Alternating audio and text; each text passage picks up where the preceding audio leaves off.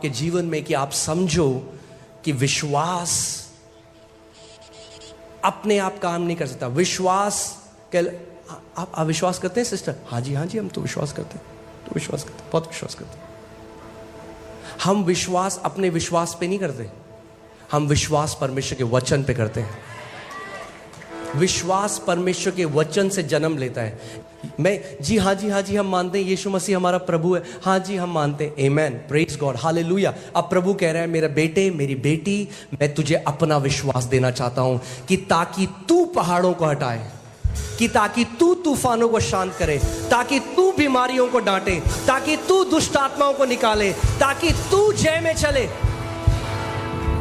प्रभु यीशु मसीह कह रहे हैं कि परमेश्वर का विश्वास रखो, यानी परमेश्वर के पास भी विश्वास है। यानी विश्वास शारीरिक या मानसिक नहीं, विश्वास परमेश्वर से उत्पन्न हुआ है। विश्वास वो चीज है जो सबसे पहले विश्वास के द्वारा परमेश्वर ने हर चीज की सृष्टि करी। आप जानते हैं यीशु मसीह कह रहे हैं अचंभित मत हो जब तुम इन चीजों को देखते हो। मैं तुम्हें आज सीक्रेट बताता हूं कि कैसे मैंने ये किया, कि ताकि जब तुम उसको मानोगे तो तुम भी वो कर सकते हो। मैं इस पेड़ को श्राप दे रहा हूं और अब तुम्हें भी सिखा रहा हूं कि तुम कैसे इस पेड़ को श्राप दे सकते हो। अब क्या प्रभु क्यों चाह रहा है, क्यों पेड़ को श्राप दे रहा हो? जो कुछ भी प्रभु ने किया उसके पीछे एक आत्मिक प्रकाशन है। ऐसा था कि पूरे इजराइल में ढूंढ रहे, अच्छा इसमें फल नहीं है, ले तू भी श्रापित हो, इसमें फल नहीं, ले तू भी श्रापित हो, मैं सारे पेड़ों को सुखा दूंगा इजराइल में। ये नहीं कह रहे हो, वो हमें कुछ सिखाना चाह रहे हैं। यानी अगर आपके जीवन में ऐसा पेड़ है जो आप नहीं चाहते तो आप उसको श्राप दे सकते हो। एक ऐसा पेड़ है जो हर फरवरी में आपको फ्लू लेकर आता है। अजी मेरे को तो ना फ्लू है, क्यों? क्योंकि आप मानते हो वो एक पेड़ आपके अंदर है, वो एक बिलीफ सिस्टम आपके अंदर है, आपको श्राप देना पड़ेगा उसको। अरे पास्टर जी हम जब भी कोई अच्छा काम करने जाते हैं, जब भी हमारे साथ कुछ खराब हो जाता है, एक पेड़ है जिसके फल आप खा रहे हो, कर्स करो उस पेड़ को। जब भी दिसंबर आता है हमें एलर्जी हो जाती है, हमें खुजली होती है, पेड़ है। यानी प्रभु यीशु मसीह बता रहा है जो आप नहीं चाहते आपके जीवन में हो, आप उसे जड़ से सुखा सकते हो परमेश्वर के विश्वास के द्वारा। दुख की बात यह है बहुत सारे मसीह लोग आज भिखारियों की तरह प्रार्थना करते हैं। परमेश्वर भिखारी नहीं चाहता आपको बनाना, वो भीख मांग रहे हैं अपने पिता से, जबकि परमेश्वर ने उन्हें अधिकार दे दिया है। अधिकारी कभी भीख नहीं मांगते। आप समझ रहे हैं आज का वचन? हाँ, आप देखिए क्या लिखा है, मैं तुमसे सच सच कहता हूं। अब एक बात बताइए, क्या प्रभु यीशु मसीह कभी कभी झूठ भी कहता था क्या? वो कह रहा इस बार सच सच बता देता हूं तुम्हें, पिछली बार जो बताया नहीं। वो क्या कहना चाह रहा है, ये इसको ऐसे ट्रांसलेट किया है, किंग जेम्स बाइबल से वेरीली वेरीली आई से अनटू यू। इसका मतलब वो चाहता है कि आप कुछ भी हो जाए इस बात को मिस ना करो। वो सबसे इंपॉर्टेंट बात आपको बता रहा है, एक सीक्रेट आपको बता रहा है। वो ये बता रहा है कि ये बात आप मिस ना करो। इसीलिए वो कह रहा है कि मैं तुमसे सच सच कह रहा हूं, ध्यान से सुनो इस बात को। अगर आप इसको समझ गए तो दीर्घ जीवन जियोगे, स्वास्थ्य में जियोगे, शांति में जियोगे, जय परमेश्वर की भलाई में जियोगे, और शैतान आपकी गर्दन पकड़े हुए नहीं होगा, शैतान आपके पांव के नीचे होगा। आमीन। सो प्रभु यीशु मसीह कह रहा है मैं तुमसे सच सच कहता हूं कि जो कोई इस पहाड़ से कहे। अभी एक मिनट, अरे प्रभु अभी तो पेड़ था, पहाड़ क्यों हो गया? यानी प्रभु यीशु मसीह उन्हें समझा रहा है अरे पेड़ तो कुछ भी नहीं है, तुम पेड़ की बात कर रहे हो, मैं तुम्हें अब सिखाता हूं तुम पहाड़ कैसे हटा सकते हो। तुम एलर्जी की बात कर रहे हो, मैं तुम्हें सिखाता हूं तुम कैंसर को कैसे नाश कर सकते हो। तुम छोटी सी बात सोच रहे हो, मैं तुम्हें सिखाता हूं कि तुम बड़े बड़े काम मेरे नाम से कैसे कर सकते हो। पहाड़ क्यों कह रहे हो पहाड़? अब मैं चाहता हूं आप अपनी इमेजिनेशन का, अपनी कल्पना शक्ति का इस्तेमाल करिए। आप एक पहाड़ के सामने खड़े हैं, बड़ा पहाड़ है, आप कितने छोटे से दिखाई देंगे उसके सामने, कुछ भी नहीं। मतलब आपको लगता है कभी आप उस पहाड़ को हटा सकते हैं? मगर प्रभु यीशु मसीह कह रहा है हम पहाड़ों को भी हटा सकते हैं। कैसे? अपने विश्वास के द्वारा नहीं, परमेश्वर के विश्वास के द्वारा। मैं तुमसे सच सच कहता हूं कि जो कोई इस पहाड़ से कहे, एक्चुअली में ये सही कहे नहीं कहा प्रभु ने यहाँ पे, उसने कहा जो कोई इस पहाड़ को कमांड करे, आज्ञा दे, आज्ञा दे। क्या करे? इस पहाड़ को आज्ञा दे। परमेश्वर ने अपने एक दास से कहा, मेरे इतने सारे बच्चे हैं जो अपनी बीमारियों में मर गए क्योंकि उन्होंने अपनी बीमारियों के बारे में बात करी मगर बीमारियों से बात नहीं करी।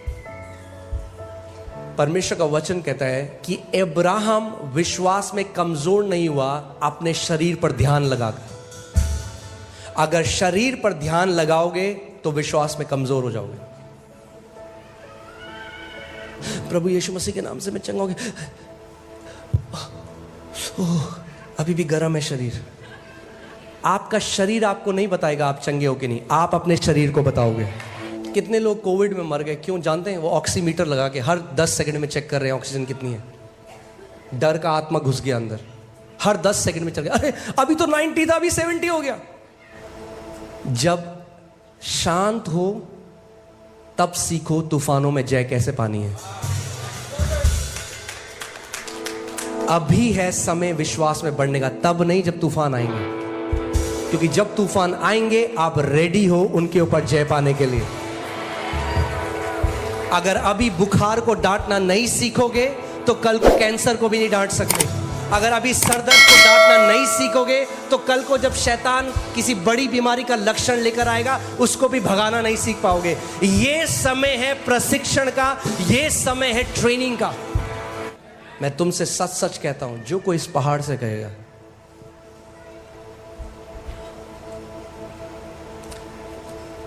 आप सोच सकते हैं कि उस समय चेले वो सोचोगे क्या बात कर रहा है प्रभु, मतलब समझ से परे है। क्या कह रहे हैं? हम पहाड़ को हटा सकते हैं? इम्पॉसिबल लगता है। हो सकता है कोई बीमारी है जो आप 40 साल से झेल रहे हैं, आपने मान लिया वो आपकी है, आप कह रहे हैं ये इम्पॉसिबल है, डॉक्टर मेडिकल साइंस में इसका कोई इलाज नहीं है, ये तो जा ही नहीं सकती, आज तक एक भी व्यक्ति चंगा नहीं हुआ। अरे तो पहले हो जाओ ना, पहले बन के उदाहरण बन जाओ। आप चंगे हो जाओगे तो करोड़ों और चंगे हो जाएंगे आपकी गवाही को देखकर। वो पहाड़ है आपके जीवन में। आमीन।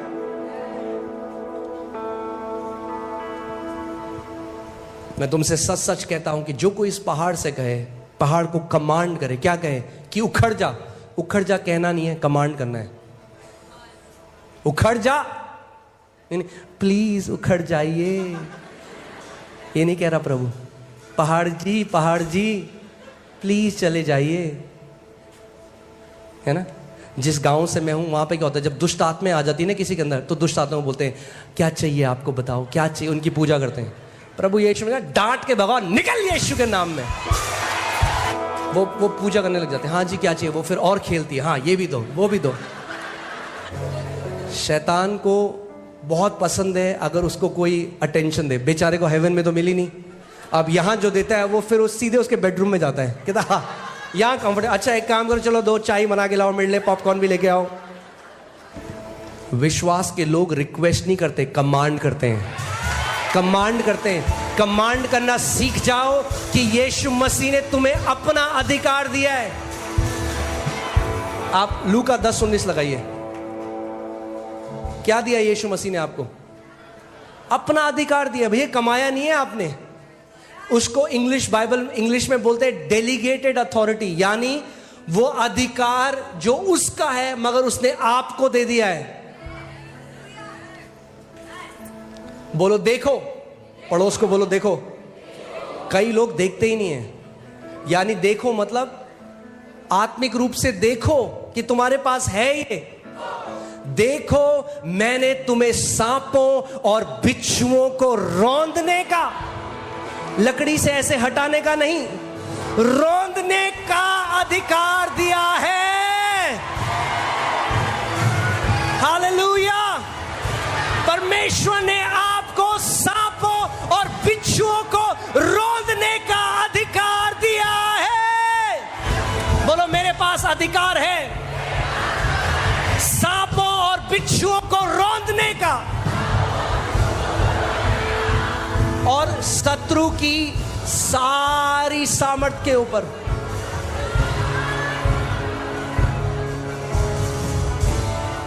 अधिकार दिया है। आप जानते हैं कलीसिया की दिक्कत क्या है? हम आज भी नहीं मानते कि प्रभु ने क्या कर दिया है हमारे लिए। हम भीख मांग रहे हैं, प्रभु कर दे। लोग बोलते हैं मैं वहां गया था तो बहुत बड़ी दुष्ट आत्मा है उसके अंदर, बहुत बड़ी, और थप्पड़ मार दी। तभी तो थप्पड़ मारी क्योंकि तुम्हारी नजर में बहुत बड़ी है। अलग नहीं हो तुम उन स्पाइस से जो 12 जासूस गए थे। उन्होंने कहा हम तो ग्रास हॉपर जैसे थे, हम तो टिड्डी जैसे थे उन लोगों के सामने। और वो दुष्ट आत्मा आपस में करेंगे, ओ यार ये परमेश्वर का पुत्र आ गया, इसके पास अधिकार है हमें निकालने का। कितने मसीह ऐसे है ना, वो फील करना चाहते हैं, फील। ओह झुरझुरी हुई, ठंडा लगा, गरम लगा, मुझे अधिकार है। परमेश्वर ने नहीं कहा अधिकार फील करो, विश्वास करो कि है। फील करो या ना करो, ठंडा लगे, गरम लगे, ना लगे, मानो जो परमेश्वर का वचन कह रहा है। बोलो मेरे पास अधिकार है। आपको फील हो ना हो, है। कितने लोगों को पता है कि उनके पास दिमाग है? अपना हाथ खड़ा करो। फील हो रहा है आपको आपका दिमाग अभी, मगर पता है फीलिंग जरूरी नहीं है, मान लो कि है। बोलो देखो। यानी आप कैसे देख सकते हैं? घर में जाओ, एक चेयर में बैठो, हाँ, use the faculty of your imagination. अपनी कल्पना शक्ति को इस्तेमाल करना। क्या कोई बीमारी है जो आपको वो करिए? बैठो और देखो कि वो एक सांप की तरह, एक बिच्छू की तरह आपके पास आ रहा है और आप उसे कर रहे हो खचक पचक पच पच, और आपने उसका बना दिया काला पेस्ट। वो अधिकार जो प्रभु यीशु मसीह ने आपको दिया है केवल काफी नहीं है कि उन अटैक्स को रोक देगा जो अटैक आपके जीवन में हो रहे हैं। वो इतना महान है कि वो कह रहा है तुम शत्रु की सारी सामर्थ को पूरा कुचल दोगे, रौंद दोगे। रौंदने का मतलब क्या है? अगर आपने किसी बिच्छू को रौंद दिया तो फिर क्या है? फिर वो डंक नहीं मार सकता दोबारा। एक बार रौंद दिया गया है और यीशु कह रहा है वही अधिकार मैंने तुम्हें दिया है। अपने आप को पावरलेस देखना बंद करो और मानना शुरू करो जो परमेश्वर का वचन आपके लिए कहता है। फिर से पढ़ें इसको, सींचे, थोड़ा सींचना पड़ेगा कई बार जब तक इसके फल ना आने लग जाएं। फिर से सींचते हैं, रेडी हैं आप? फिर से सींचते हैं, रेडी हैं आप? देखो, पड़ोसी को बोलो देख सकते हो? बोलो देखो। देखना जरूरी है। परमेश्वर ने इब्राहिम को बोला जो भूमि तू देखता है मैं तुझे देता हूं। अगर अधिकार में चलना चाहते हो तो अपने आप को एक अधिकार की तरह, अधिकारी की तरह देखो। आपने देखा कई अलग अलग जगह अलग अलग अधिकारी हैं। ग्रामीण शिक्षा अधिकारी, हाँ, आप भी, हम भी अधिकारी हैं। बिच्छू रौंदने वाला अधिकारी। पड़ोसी को बोलो पड़ोसी मैं अधिकारी हूं। बोलो मेरे पास अधिकार है। Hear this. If you will release your authority, God will release His ability. अगर आप अपने अधिकार का इस्तेमाल करोगे तो परमेश्वर अपनी सामर्थ का इस्तेमाल करेगा। आपका अधिकार और परमेश्वर की सामर्थ साथ में काम करता है। मगर अगर आप अपने अधिकार का इस्तेमाल नहीं करोगे तो परमेश्वर की सामर्थ कार्य नहीं कर सकती, क्योंकि अधिकार उसने आपको दिया है। वो बीमारी डंक मारती रहेगी जब तक आप अपना मुंह नहीं खोलोगे और बोलोगे शैतान यीशु मसीह के नाम में मैं तेरी सारी गंदी ताकत को बांधता हूं और तुझे अपने पांव के तले कुचलता हूं यीशु के नाम में। देखो मैंने तुम्हें सांपों और बिच्छुओं को रौंदने का और शत्रु की थोड़ी सामर्थ के ऊपर अधिकार दिया। हाँ, पक्का? तो फिर क्यों डर जाते हो जब नींबू रख देता कोई घर के बाहर? मतलब एक नींबू से डर गए तुम? पास्टर जी हमारे ऊपर सब जादू टोना कर रहे हैं। अरे तो सारी सामर्थ के ऊपर अधिकार दिया है तुम्हें। आमीन। सारी का मतलब क्या होता है? सारी मतलब सारी, यानी ध्यान से सुनिए, जो भी वो जादू टोना वाले इस्तेमाल कर रहे हैं, जो भी वो ताकत भेज रहे हैं आपके विरोध में, प्रभु ने आपको उसके ऊपर सामर्थ दिया है, मगर वो क्यों कार्य कर रही है? क्योंकि आप अपने अधिकार का इस्तेमाल नहीं कर रहे। ये और किसी वस्तु से तुम्हें, कौन बोल रहे हैं? कौन बोल रहे हैं? कौन बोल रहे हैं? बोलिए। मजाक कर रहा है या सच बोल रहा है? वो कह रहा है किसी वस्तु से तुम्हें कुछ हानि नहीं। पास्टर जी हम गए थे एक दुष्ट आत्मा निकालने, उसके बाद वो दुष्ट आत्मा हमारे पीछे भाग रही है पास्टर जी। गलत शिक्षाओं ने बैंड बजा रखी है कितने मसीहों की। हमने दुष्ट आत्मा निकाली, अब वो हमारे पीछे आ रही है। अबे क्यों आ रही है पीछे? और तुम ऐसे जा रहे हो तभी तो पीछे आ रही है, ऐसे हो जाओ तो भाग जाएगी वो। आपने देखा एक कुत्ता आ रहा है आपके पीछे भागता भागता, आप जा रहे हो तो आ रहे हैं। उठाओ पत्थर और घूमो, वो डालेगा अपनी पूंछ पांव के नीचे और भाग जाएगा। आपने देखा कितने सारे हम सबके साथ ऐसा होता है। आपके घर में कोई भी प्रॉब्लम है, लीकेज की प्रॉब्लम है, सीलन आ गई, और आप कहते हो चलो ठीक करा लूंगा, और वो 1 महीना हो गया, 2 महीना हो गया, 6 महीना हो गया, आपको दिक्कत हो रही है, मगर आप कह रहे हो करा लूंगा, मगर जब तक आप कुछ एक्शन नहीं लेते वो चीज़ वहीं रहती है। फिर आपने एक दिन अर्बन क्लैप किया, आपने बुलाया, एक बंदा आया ठीक कर दिया, फिर आप कहते हो यार पहले क्यों नहीं किया मैंने। ऐसे ही ये भी आत्मिक अधिकार भी ऐसे ही कार्य करता है। जब तक आप कुछ नहीं करोगे वो दुष्ट आत्मा आपको परेशान करती रहेगी। अगर आपके पास वो विश्वास है, आपको अपना मुंह खोलकर पहाड़ से बात करनी पड़ेगी, किसी भी वस्तु से तुम्हें कुछ हानि ना होगी। आमीन।